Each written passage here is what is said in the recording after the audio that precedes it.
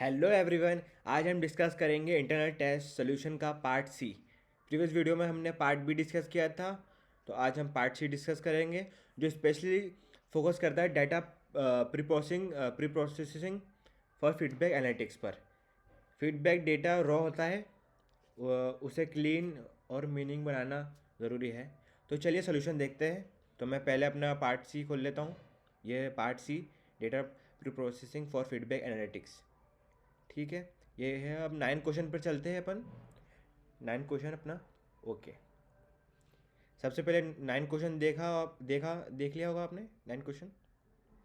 हम्म अब मैं अपना सॉल्यूशन स्टार्ट करता हूँ। हम्म क्वेश्चन 9 को देखते हैं। तो स्टूडेंट फीडबैक डेटा में अक्सर क्वालिटी इशू आते हैं। यह हमने 5 मेन डायमेंशन डिस्कस किया है। पहला एक्यूरेसी, दूसरा कंप्लीटनेस, तीसरा कंसिस्टेंसी, और चौथा टाइमलेस एंड वैलिडिटी। तो पहले मैं एक्यूरेसी पे माउस आता तो एक्यूरेसी समझाता हूँ, जो कि आपको मैं ऐसा रीड करके नहीं बताऊंगा, जो कि डेटिंग रॉन्ग और नॉइसी वैल्यूज एग्जांपल ये सब चीज़ें मैं आपको बताऊंगा। एक्यूरेसी का मतलब, एक्यूरेसी मतलब डेटा सही है या नहीं। कभी कभी स्टूडेंट गुस्से में या मजाक में ज़ीरो या सरकास्टिक रेटिंग दे देते हैं। ठीक है, तो ये इसका यही मतलब है। तो दूसरा मैं बताता हूँ कंप्लीटनेस। तो कंप्लीटनेस में यह है कि क्या सारे क्वेश्चन आंसर किए गए मिसिंग वैल्यू एनालिटिक्स बिगड़ सकती है, मतलब बिगाड़ सकती है।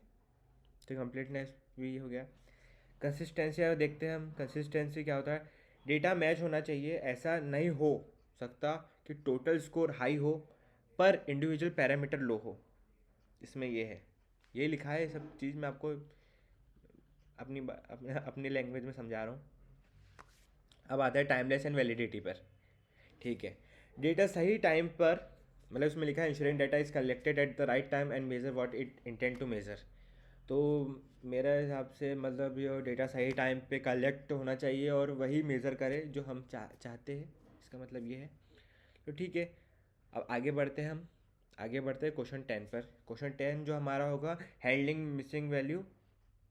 क्वेश्चन 10 एक बार मैं आपको ऐसे दिखा देता हूँ। ये रहा क्वेश्चन 10, हैंडलिंग मिसिंग वैल्यू। जो भी मतलब ये है, आप हैंडलिंग वाला ये देख लीजिए क्वेश्चन 10। अब मैं आपको समझाना शुरू करता हूँ क्वेश्चन 10। ठीक है, हैंडलिंग मिसिंग वैल्यू।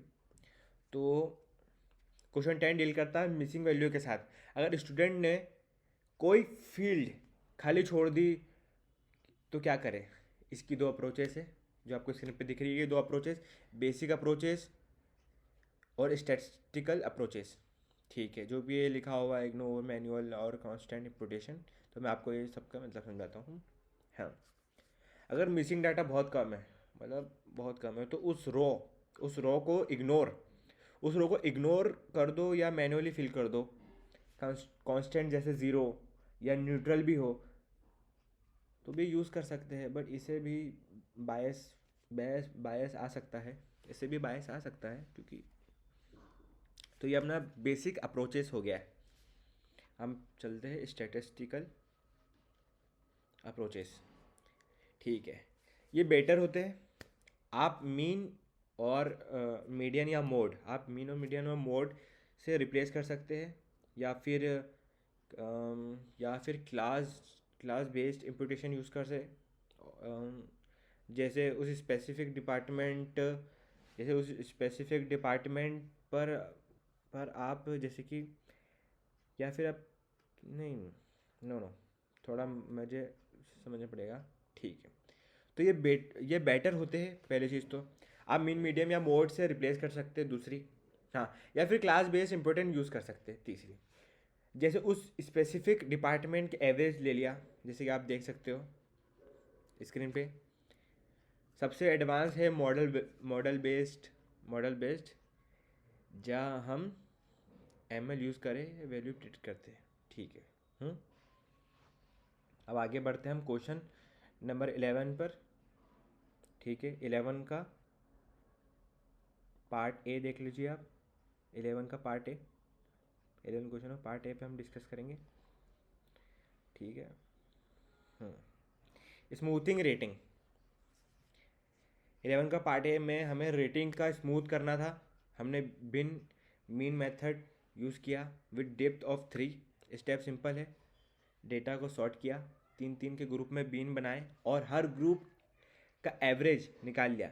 स्क्रीन पे आप देख सकते हैं, ये आपकी स्क्रीन है, इस पर आप देख सकते हैं। देख रहे होंगे आप, मेरी आवाज़ थोड़ी सी बीन 3 3 ग्रुप के बीन बनाए और हर ग्रुप का एवरेज निकाल लिया, है ना। तो बीन एक का मीन अराउंड 18.22 आया, जो कि आप स्क्रीन पे देख सकते हो। मैं एरो घुमा देता हूँ, 18.22 आया। और बीन थ्री का आप देख सकते हो, बीन थ्री का 44.88 आया। ठीक है, इसी डाटा का नॉइस, इससे जो डाटा का नॉइस कम हो जाती है। ठीक है, अब हम आगे बढ़ते हैं अपना क्वेश्चन नंबर 11, जिसका पार्ट सी पे चलते हैं हम। पार्ट सी जो अपना, मतलब मैं इस क्वेश्चन में अगले अगले उसमें स्लाइड में बी और सी, इसी पार्ट का क्वेश्चन 11 का बताऊंगा। Outlier and technique. ठीक है, आउटलायर एंड टेक्निक, पहले बी और सी मैं आपको दिखा दूं। बी और सी, ये रहा बी और सी। ठीक है, देख लीजिए। हाँ, आउटलायर डिटेक्शन IQR। ठीक है, स्मूथिंग मेथड। ठीक है, स्क्रीन पे आप देख सकते हो जैसे कि इस क्वेश्चन का पार्ट बी में हमने आउटलायर डिटेक्ट किया IQR मेथड से।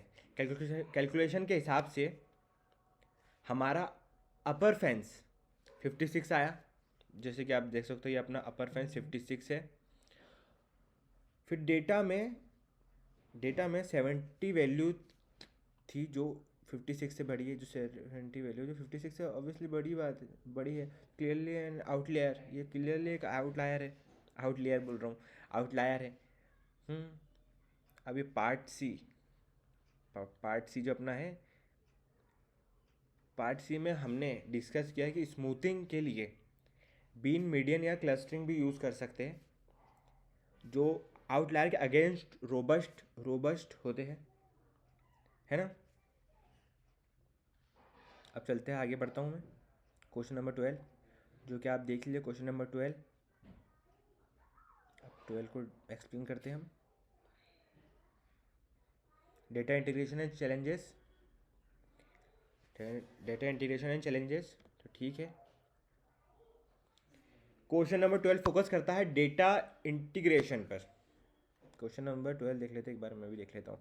क्वेश्चन नंबर 12 फोकस करता है डेटा इंटीग्रेशन पर। जब हम एमसी और एमटेक के सिस्टम मर्ज करते हैं तो चैलेंज आते हैं, है ना। ठीक है, अब चलते हैं, मैं एक्सप्लेनेशन देता हूँ। तो इसका ये है, पहला आपको स्लाइड में लिखा हुआ स्कीमा इंटीग्रेशन, जो ये है मिसमैच फील्ड नेम, ये सब चीज़ें, है ना। दूसरा है रिडंडेंसी, तीसरा है वैल्यू कॉन्फ्लिक्ट। स्कीमा इंटीग्रेशन, अलग सिस्टम में कॉलम के नाम अलग हो सकते हैं, जैसे स्कोर वर्सेस रेटिंग, है ना। और रिडंडेंसी में आते हैं तो उसमें एक ही स्टूडेंट की मल्टीपल एंट्रीज हो सकती है और डुप्लीकेट डेटा हटाना पड़ सकता है, ये तो पड़ेगा। तो अब वैल्यू कॉन्फ्लिक्ट पे आते हैं हम। वैल्यू कॉन्फ्लिक्ट में समझाता हूँ। इसमें इशू और fix same student different data cross system, fixed rules और मेजोरिटी वोटिंग। ठीक है, इसका मतलब ये है, अगर सेम स्टूडेंट का डेटा दो जगह अलग अलग दिख रहा है तो हमें डिसाइड करना होगा कि सोर्स को ट्रस्ट करें बेस्ड ऑन रिसेंसी और मेजोरिटी वोटिंग। ठीक है, हम आगे बढ़ते हैं। क्वेश्चन नंबर अब 13 पे आता हूँ मैं, नॉर्मलाइजेशन मेथड। क्वेश्चन नंबर 13 आप देख लीजिए। क्वेश्चन नंबर 13, ये डिस्कस नॉर्मलाइजेशन। ठीक है, 13 डिस्कस करते हैं हम नॉर्मलाइजेशन। क्वेश्चन नंबर 13 में हमने अलग अलग नॉर्मलाइजेशन टेक्निक समझी। तो ठीक है, पहले मैं बताता हूँ मीन मैक्स जेड स्कोर, फिर उसके बाद ये अपना डेसिमल स्केलिंग। ठीक है, आप देख सकते हो स्क्रीन पर। तो पहली चीज़ मैं आपको बताना चाहूँगा मीन मैक्स ये डाटा को फिक्स 0 से 1 रेंज में ले आता है। ये वाला मिक्स मिन मैक्स नॉर्मलाइजेशन। फिर दूसरा है जेड स्कोर जो कि स्टैंडर्ड। तो तो ये जो है, ये जो डेटा को स्टैंडर्डाइज करता है, और मीन इज इक्वल टू 0 या h d is equal to 1, ये तब यूज़फुल है जब आउटलायर हो। जब ये मीन इज इक्वल टू 0 और h d is equal to 1, तब इज यूज़फुल है जब आउटलायर हो। अब डेसिमल स्केलिंग पे आते हैं अपन। डेसिमल स्केलिंग ये जो है, इसमें ये है decimal based on max absolute all values, ठीक है। हम बस डेसिमल पॉइंट शिफ्ट करते हैं ताकि सारी वैल्यू 1 से छोटी हो जाए, ठीक है। अब हम क्वेश्चन नंबर 14 पे आते हैं। क्वेश्चन नंबर 14 आप देख लीजिए। We are closer to the, ठीक है। 14 आपने देख लिया, ठीक है। 14 को मैं एक्सप्लेन करता हूँ अब। क्वेश्चन नंबर 14, क्वेश्चन नंबर 14 आप देख रहे होंगे स्क्रीन पर, वर्कलोड नॉर्मलाइजेशन रिजल्ट, जो कि आपको ये टेबल दिख रही होगी। क्वेश्चन नंबर 14 में हमने एक प्रैक्टिकल एग्जांपल लिया फैकल्टी वर्कलोड का 200 से 1000 तक, 200 से 1000 हार्स। इस टेबल में आप देख सकते हैं कि ऐसे किसी सिंपल वैल्यू के 1000 अलग मेथड में चेंज हो गई। मिन मैक्स में 1.0 बन गई, मिन मैक्स जो आप देख सकते हो टेबल में 1.0 बन गई, और जेड स्कोर में 1.77 बन गई। आपको आपको आपको यूज़ मतलब जो अपना केस है के हिसाब से मेथड चूज़ करना होता है जेड स्कोर में, समझ सकते हो आप। ये टेबल है मिन मैक्स और इसकी।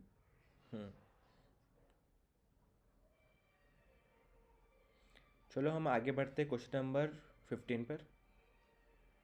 क्वेश्चन नंबर 15 ये रहा क्वेश्चन नंबर 15। अब क्वेश्चन नंबर 15 को मैं एक्सप्लेन करता हूँ। क्वेश्चन नंबर 15 अपना नॉर्मलाइजेशन 35, ठीक है। क्वेश्चन नंबर 15 में हमने स्पेसिफिक फीडबैक वैल्यू 35 को नॉर्मलाइजेशन किया। सबसे इंपॉर्टेंट कंक्लूजन यह है कि फीडबैक जो अपना रेटिंग के लिए मीन मैक्स नॉर्मलाइजेशन बेस्ट है, मतलब फीडबैक में नॉर्मलाइजेशन बेस्ट है, क्योंकि रेटिंग की एक फिक्स बाउंड्री होती है, जैसे 1 to 5 स्टार और मीन मैक्स, और उस बाउंड्री को प्रिजर्व करता है। जैसे आपको स्क्रीन पे दिख ही रहा होगा ये सब चीज़ें जो मैंने अभी आपको समझाया। मिन मैक्स उस बाउंड्री को प्रिजर्व करता है, क्योंकि वो मिन मैक्स नॉर्मलाइजेशन बेस्ट है, क्योंकि वो रेटिंग की एक बाउंड्री होती है ना, जैसे कि 1 to 5 स्टार, और मिन मैक्स को उस बाउंड्री को प्रिजर्व करता है। तो मैंने आपको समझाया, ये देख लो। अब क्वेश्चन नंबर 10, क्वेश्चन नंबर 10 पे, क्वेश्चन नंबर 10 अपना, ओ सॉरी मैं क्वेश्चन नंबर 10 बोल रहा हूँ। क्वेश्चन नंबर नहीं, क्वेश्चन नंबर अपना 16 है। Question number 16 age and productivity. Question number 16 आपको मैं दिखाना चाहूँगा। ये रहा क्वेश्चन नंबर 16, देख लीजिए। अभी अपन उसको एज एंड प्रोडक्टिविटी, ठीक है। क्वेश्चन नंबर 16 में हमने एज और प्रोडक्टिविटी का रिलेशन देखा है ना। दोनों का यूनिट अलग है, ईयर वर्सेस परसेंट, इसलिए हमें जेड स्कोर जो आपका उन्होंने नॉर्मलाइज किया, स्टैटिक्स से पता चलेगा कि इनमें स्ट्रॉन्ग पॉजिटिव कोरिलेशन है। मतलब जैसे एज यानी एक्सपीरियंस बढ़ा, वैसे प्रोडक्टिविटी बढ़ी, जैसे एज बढ़ी तो प्रोडक्टिविटी भी बढ़ी। तो यही है इसका मतलब कोरिलेशन एनालिसिस, और ये इसका एग्जांपल देख लीजिए आप। ये अपना 16 का सोल्यूशन है जो अपने डिस्कस किया। हम अब बढ़ते हैं स्लाइड 11 पे अपनी, जो अपना क्वेश्चन नंबर 17 है, पार्टीशनिंग मेथड। क्वेश्चन नंबर 17 में आपको दिखाना चाहूँगा। ये अपना क्वेश्चन नंबर 17 जो अपना सेकंड लास्ट क्वेश्चन है, ठीक है। 17 तो ठीक है। हाँ, मैं क्वेश्चन नंबर 17 में हमने स्कोर को ग्रुप में डिवाइड किया है। ये अपना ग्रुप में डिवाइड किया है, इक्वल फ्रीक्वेंसी, इक्वल वेट और क्लस्टरिंग। तो इक्वल फ्रीक्वेंसी में आपको समझाना चाहूँगा, इसमें लिखा है 3 बेंस ऑफ 4 टाइम ईच, और ये सब जो मैं आपको समझाता हूँ, ठीक है। हर ग्रुप में बराबर स्टूडेंट 4 ईच, है ना। ये रैंकिंग के लिए अच्छा है, ठीक है। अब अपन आते इक्वल वेट पे। रेंज बराबर रखी, पर इसमें ग्रुप अनबैलेंस्ड हो गए। एक एक जो अपना एक में 9 स्टूडेंट, दूसरे में सिर्फ एक, समझ सकते हो आप। मतलब ये तो मैं इसमें जो लिखा ही है वही पढ़ रहा हूँ मैं। क्लस्टरिंग, जो इसमें group by natural identity, low 5 times node high pros preserve data structure, ये सबसे नेचुरल ग्रुपिंग है। क्लस्टरिंग अपनी ये सबसे नेचुरल ग्रुपिंग है। इनसे स्टूडेंट को लो मीडियम और हाई, लो मीडियम और हाई परफॉर्मर में लॉजिक का हिसाब से जो हमने डिवाइड किया, लॉजिक के हिसाब से डिवाइड किया। ठीक है, अब बढ़ते हैं अपन सबसे लास्ट क्वेश्चन की ओर, क्वेश्चन नंबर 18, जो कि मैं आपको दिखाना चाहूँगा। ठीक है, क्वेश्चन नंबर अपना 18, ये सबसे अपना लास्ट क्वेश्चन है पार्ट सी का। इसके अगले वीडियो में अपन पार्ट डी डिस्कस, सॉरी नहीं, हाँ, पार्ट सी का सबसे लास्ट क्वेश्चन है, पार्ट सी का सबसे लास्ट क्वेश्चन है 18। तो आप देख लीजिए, मैं अब इसको एक्सप्लेन करता हूँ। पार्ट 17 अपना हो गया है। क्वेश्चन नंबर 18 जो आपको स्क्रिप्ट में आपको दिखा था, तो लास्ट क्वेश्चन है अपना एट्रीब्यूट सिलेक्शन, यानी इंपॉर्टेंट फीचर कैसे चूज़ करें। क्वेश्चन नंबर 18 ये तो पहला ये इसका फॉरवर्ड सिलेक्शन है, दूसरा है बैकवर्ड एलिमिनेशन, फिर तीसरा है हाइब्रिड मेथड। तो इसमें फॉरवर्ड सिलेक्शन है, स्टार्ट विथ एम्प्टी सेट और sequentially add the most predictive attribute until no gain. फिर जो अपना बैकवर्ड एलिमिनेशन है, start with all attributes cancel remove the least useful one. Hybrid method, hybrid method तीसरा है, stepwise approach add best feature and reevaluate to remove weak ones at each step. ठीक है, तो पहले समझाता हूँ forward. हम खाली बकेट से शुरुआत करते हैं। हम खाली बकेट से शुरुआत करते हैं और एक एक करके बेस्ट फीचर ऐड करते हैं। ये पहला का है, मतलब बैकवर्ड एलिमिनेशन हम सारे फीचर लेकर शुरू करते हैं, बेकार फीचर को रिमूव कर जाते हैं। ठीक है, हाइब्रिड मेथड जो है ये दोनों का मिक्स है, ये दोनों का मिक्स है। कुछ ऐड सॉरी हाँ, ये कुछ ऐड करना बीच में, तो चेक करके रिमूव करना, तो ये है हाइब्रिड मेथड। तो चलो मैंने क्वेश्चन नंबर 18 पूरा 9 से लेकर 18 तक पूरा सोल्यूशन हमने डिस्कस किया है, कैसे क्या हर क्वेश्चन को। तो ठीक है, अब हम तो ये हमारा पार्ट सी का overview, data processing data processing for feedback analytics. ठीक है,